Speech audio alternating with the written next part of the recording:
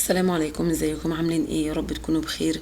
النهارده معانا تكنيك الكراكل. جمعت لكم اغلب منتجات الكراكل. كتير سألوني عن تأثير الكراكل، ازاي اطلع تأثيرات الكراكل. بيبقى كراكل مختلف عن كراكل، فده بيتوقف على نوع المنتج نفسه. وفي الاخر هنشتغل مع بعض بالبدايل اللي هتطلع لنا كراكل من غير ما نستخدم اي منتج احترافي. المنتج الأول معانا هيكون عبارة عن وسيط كراكل ميديوم. ده هنستخدمه علشان الكراكل المسطح. يعني ايه مسطح؟ يعني انا مش عايزة في الكراكل بروز، يعني مش هستخدم معجون، او المنتج بتاعي مش هيبقى عبارة عن معجون. المنتج بتاعي هيبقى عبارة عن سائل. هضيف السائل ده ما بين طبقتين لون. الطبقة الأولى زي ما أنا بلون دلوقتي لون أكريليك عادي، لون غامق. وبعد كده بعد ما ينشف خالص هبدأ إني أضيف طبقة الميديوم أو الوسيط بتاع الكراكل. هنا مش لازم نفس المنتج. هو المادة نفسها اسمها كراكل ميديوم. الكراكل ميديوم ده بيبقى فيه كذا شركة بتصنعه. خلاص مش لازم يعني نفس الماركة اللي انا مستخدمها. المهم دلوقتي اني اهتم جدا بتقليب العبوة واني ارجها كويس، لان المادة الفعالة للكراكل بتبقى مترسبة تحت.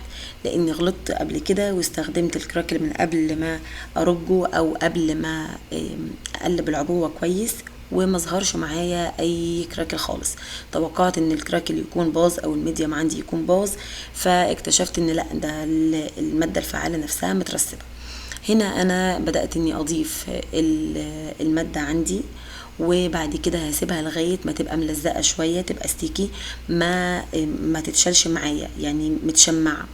هبدأ اني اضيف طبقة لون تاني، لون اكريليك. هيبقى باتجاه بيبقى بنفس اتجاه الكراكل ميديوم. يعني انا دهنت الكراكل ميديوم بطريقة افقية. كمان لازم ادهن اللون بعد كده بطريقة افقية. ليه؟ لان ده اللي هيحدد لي اتجاه الكراكل بتاعي. انا عايزة كراكل افقي، فهستخدم او هخلي اتجاه الفرشة بطريقة افقية، سواء في استخدام الميديوم وكمان استخدام اللون الاخير معايا. هنا من قبل ما الوسيط ينشف تماما، وكمان من قبل ما اللون نفسه ينشف تماما، بدأ التشققات عندي تظهر. ويعني ده يعني كويس، المنتج ده كويس جدا كده. بعد كده في الاخر انا اديته كده تاتش ذهبي بحيث ان هو يتماشى مع بقية القطع. المنتج التاني معايا هيكون الموزايك او الايجز او الكراكل بتاع بتاع كادنس 2 ستيبس، يعني خطوتين. الخطوة الاولى دي هدهنها وهسيبها تنشف تماما. طيب في تركة، انا عايزة اخلي التشققات بتاعتي تكون كبيرة، وما عنديش منتج يخلي لي التشققات بتاعتي تكون كبيرة. يعني في منتج هنشوفه دلوقتي مع بعض. المنتج ده بيبقى بيدي تشققات كبيرة، لكن اللي هو الموزايك بتاع كادنس بيدي اصلا تشققات صغيرة، لان هو اصلا اسمه ايجز وموزايك، فالكراكل بتاعه بيبقى صغير. طيب ايه هي التركة؟ اني اضيف اول طبقة معايا تكون سميكة، تكون كتيرة. هو ده اللي يخلي لي طبقة الكراكل عندي تكون كبيرة. لكن لو استخدمت اول طبقة عندي طبقة ناعمة او طبقة بسيطة، الكراكل هيكون صغير مش كبير. طيب هنا انا بدأت اني قعدت الكراكل بتاعي بالوان ميتاليك. ما عنديش الوان ميتاليك، ممكن نستخدم اكريليك. عايزة تعتقي بلون فاتح، عايزة تعتقي بلون غامق، ده يعني على حسب ستايل اللوحة اللي انت تعمليها او الشغل اللي انت هتشتغلي. ده الشكل النهائي. استخدمت الميتاليك وبعد كده غمقته بلون ذهبي، ذهبي غامق او بني غامق. هنا المنتج الثالث معانا من استمبريا. دي باستا شفافة، معجون شفاف. لما ينشف هيبقى شفاف، مش هيديني لون. هنا في المنتج ده هو جميل جدا، ده يعني بحبه جدا، لان الكراكل بتاعه بيبقى مميز مش زي اي كراكل تاني. بس في يعني ممكن يكون عيب، اللي هو لو انت زودتي طبقة الباستا، التشقق بتاعك هي هيبقى بارز زيادة عن اللزوم. هنا انا ضفت لكم طبقة كبيرة علشان اوضح لكم اللي انا بقوله. هنا شايفين بعد ما نشف تماما عمل ايه؟ التشقق بقى بارز زيادة عن اللزوم، لدرجة ان هو ممسكش في السطح. طيب انا عايزة اخلي البروز ده جميل جدا، هيديلي تأثير ممتاز. هعمل ايه؟ احاول اني ألزق التشققات اللي هي سايبة دي، او اللي هي مش ثابتة على السطح، باني ادهنها فرشة غيرة مخففة مية، واضغط على القطع المتكسرة دي، اضغط عليها وهي في مكانها، اسيبها تنشف، هتلاقيها نشفت معاكي وهتلاقيها ثبتت مكانها. طيب مش عايزة تثبتيها، خلاص ابعديها بفرشة نظيفة، نضفيها بفرشة نظيفة. وبعد كده هنا احنا لونا بالميتاليك البني، واديت تاتش كده باللون الميتاليك اللبني او الازرق، بحيث ان القطعة بتاعتي كلها تكون بنفس الروح. وبعد كده كمان اديتها لون ذهبي كده برضو على العالي في بعض الاجزاء، وده كان شكلها النهائي. المنتج الرابع معانا هيكون برضو باستا او بيست من استمبرية، دي بس دي لونها ابيض مش شفاف. تعالوا نشوف الفرق ما بينها وما بين الكراكل الشفافة بتاعت استمبرية. دي هيبقى لونها ابيض. اولا هنشوف التشققات بتاعتها بعد ما تنشف هيبقى شكلها ازاي. هنا يعني ما برزتش بروز زي البروز اللي كانت عملته الكراكل الشفافة بتاعت استمبرية. هنا برضو زودت في بعض الاجزاء، خليت المعجون سميك في بعض الاجزاء، وفي بعض الاجزاء خليت المعجون يكون ناعم او مش سميك، يكون خفيف. وظهر عندي الفرق ما بين الجزء اللي موجود فيه المعجون السميك وكمان المعجون اللي انا عملته طبقة خفيفة. لونت باللون الذهبي الميتاليك الغامق او البني الفاتح شوية، وبعد كده اديتها تاتش لون ذهبي وكمان لون لبني عشان كله يبقى ماشي مع بعض، وده شكلها في النهاية. المنتج الخامس عندي هيكون الكراكل كروكودايل. اسمه كروكودايل لان هو بيديني تشققات كبيرة. هو ده المنتج اللي انا قلت لكم عليه. المنتج ده بيديلي تشققات كبيرة حتى لو ما عملتش طبقة كبيرة من الخطوة الاولانية. المنتج ده عبارة عن عبوتين. العبوة الاولى بيكون سائل، بوزعه بالفرشة عادي، مش لازم تكون طبقة سميكة زي ما عملنا قبل كده في الكراك الموزايك بتاع كادنس. العبوة التانية المفروض ان هي تكون معجون تقيل شوية، لكن يعني ما شاء الله حظي جميل، العبوة دي كانت سايلة. مش مهم، تحايلنا على الموقف ان احنا نستخدم الفرشة ونوزعها، بس تكون طبقة محترمة كده، يعني كأننا ان احنا عملناها بسكينة المعجون، كأنها معجون، يعني عملنا نفسنا ان احنا بنعمل بالمعجون.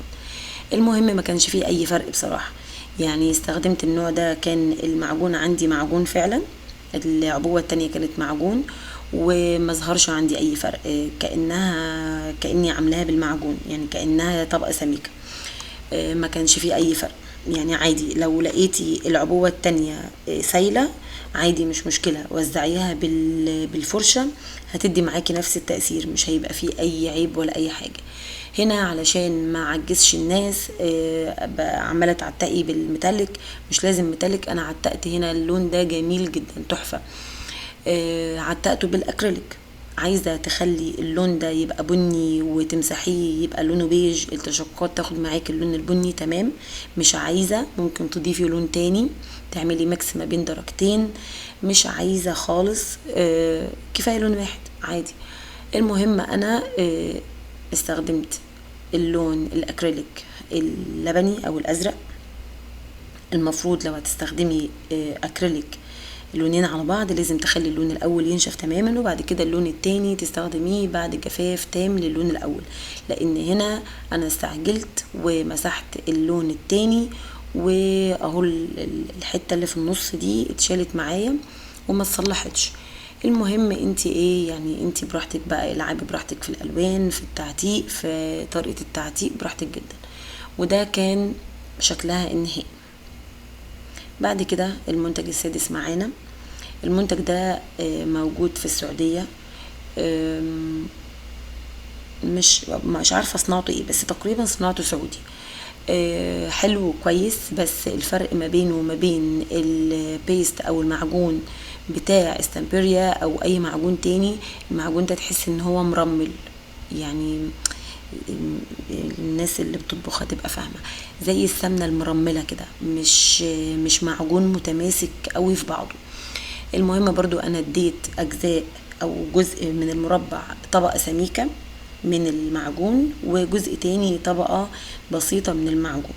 طيب الاختلاف في المعجون ده التشقق بتاعه مش كبير، يعني الشق مش واسع، الشقوق اللي بتحصل مش واسعة.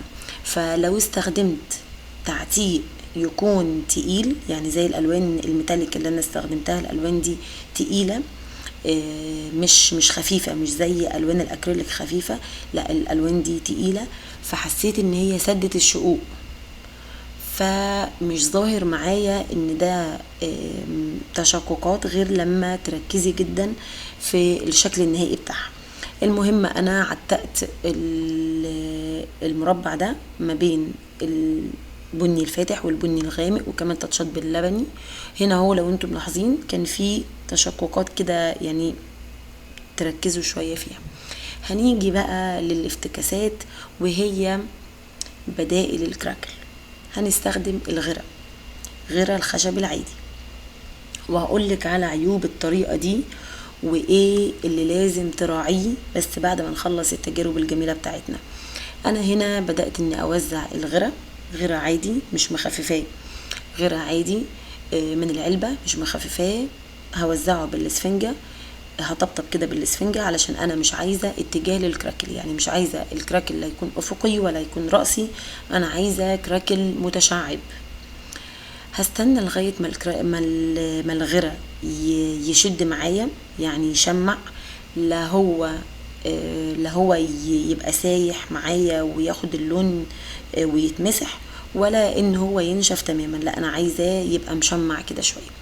هبدأ بسفنجة تاني نضيفة خاصة باللون، هبدأ اني اطبطب على الغرة باللون، بس مرجعش بالسفنجة اللي فيها لون على القطعة اللي انا لونتها.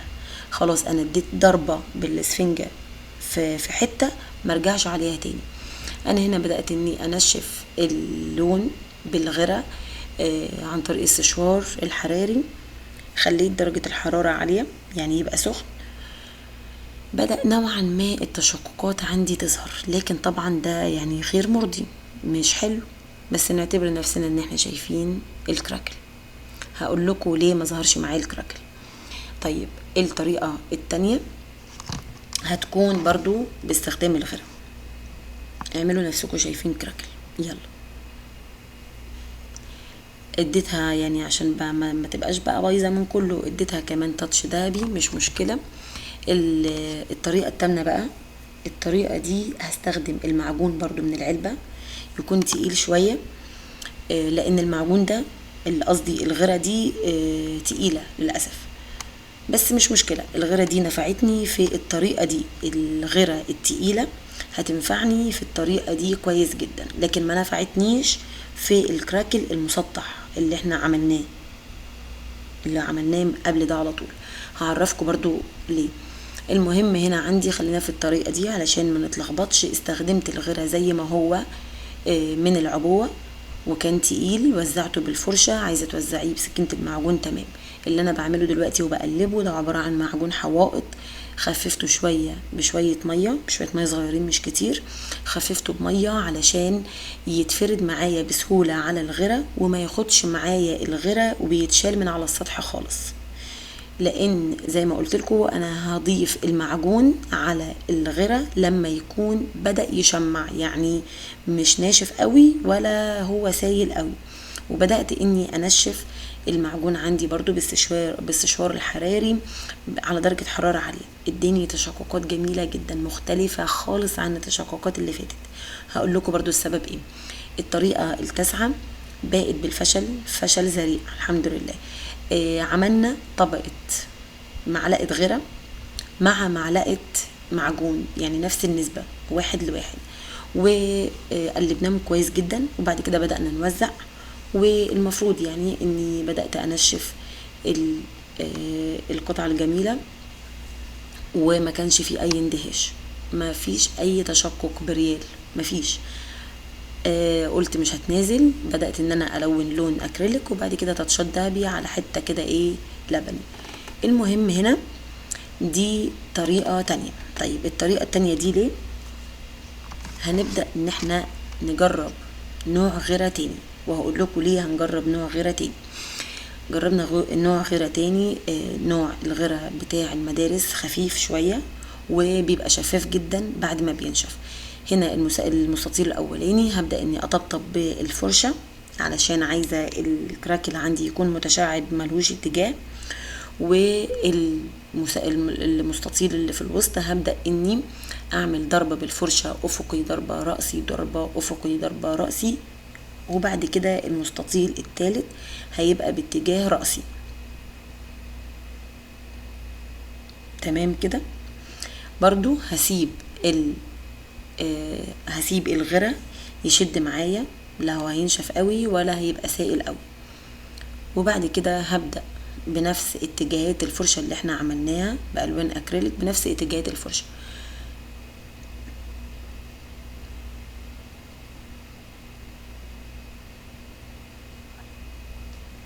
طيب هنا لو ملاحظين بقى بدأ التشقق عندي يبان من غير سشوار ومن غير حرارة ومن غير أشعة شمس ولا أي حاجة. طيب هنا ده ليه؟ بسبب نوع الغرة. نوع الغرة اللي أنا استخدمته كان تقيل جدا، وكمان كان نوع سيء لدرجة ان هو ما كانش بيبقى لونه شفاف بعد ما ينشف، كان بيبقى لونه ابيض، فما ادانيش شفافية للون عندي وما ظهر ليش اللون البني اللي احنا عملناه قبل كده. فده يعني مش مخصص بصراحة للأعمال الفنية، هو مخصص للزقة أكتر. طيب هنا طيب أنا أعمل إيه بقى؟ أعمل إيه علشان أخلي معايا الكراك اللي يطلع معايا كويس بالبدائل؟ أول حاجة هراعيها إن الغرة بتاعي ما يكونش سميك، يكون وسط، لا هو خفيف جدا ولا هو تقيل جدا. هراعي نقطة تاني ان يكون النوع بتاع الغرة بتاعي يكون شفاف بعد ما ينشف، ما يبقاش لونه ابيض بعد ما ينشف. انا عايزة درجة شفافيته عالية علشان تظهر لي لون الاكريليك اللي تحت او اللون اللي انا ملوناه من تحت. حاجة تالتة، لازم اخلي الكراكل بتاعي ينشف في اشعة الشمس او درجة حرارة الشمس، افضل بكتير من السشوار. خلاص. طيب ايه البديل المتاح في مصر؟ في نوع تقريبا GLC خاص بالكراكل، واكيد في كذا يعني كذا ماركة بتاعت الدهانات، تقريبا GLC هو اللي بيبقى فيه كراكل. طيب الكراكل هتلاقوه شفاف شوية، هتلاقوه يعني سائل كده لزج، هتلاقوه شفاف زي الميديوم اللي احنا استخدمناه في اول قطعة. انا ما حبيتش اني اعيد الاخطاء اللي انا عملتها او اللي حصلت معايا، بالعكس انا حبيتها جدا وحبيت اني اظهرها علشان الكراكل ده يعني بنقول عليه ان هو بيبقى بالنوايا، يعني نيتك حلوة الكراكل معاك هيطلع حلو. بس طبعا يعني كلام اي كلام، الكراكل قلت لك ازاي تطلعيه بالبدائل لو انت مش هتجيبي الميديم او الوسيط بتاع الكراكل. حبيت الاخطاء علشان انت اكيد هتقعي فيها زي ما احنا كلنا كنا بنقع فيها، فعادي جدا لو غلطتي جربي تاني، مفيش اي يعني اخرها ايه، اخرها انك هتعيدي القطعة تاني. يا رب يكون الفيديو عجبكم ويكون مفيد ليكم، ولو عجبكم ياريت تنشروه لان هو يعني مجمع ودسم وتقيل، وعايز حد حابب موضوع الكراكل وعايز يشوف تأثير كل منتج. واغلبنا في الاول الشغل ما كانش بيشتري المنتجات دي كلها، فيمكن الفيديو ده يوفر عليكم ان انتوا تجربوا منتجات كتير. خلاص انتوا شفتوا قدامكم المنتج النهائي او الشكل النهائي لكل ماركة. واللي حابب يسألني اي سؤال او نجرب مع بعض اي تجربة تاني اهلا وسهلا، انا منتظرة تعليقاتكم سواء على الفيس، وهنزل لكم صفحة الفيس في صندوق الوصف، وكمان حساب الانستجرام للي حابب يتابع اي حاجة جديدة بنزلها هناك برضو. واستنوا الفيديوهات الجديدة. السلام عليكم.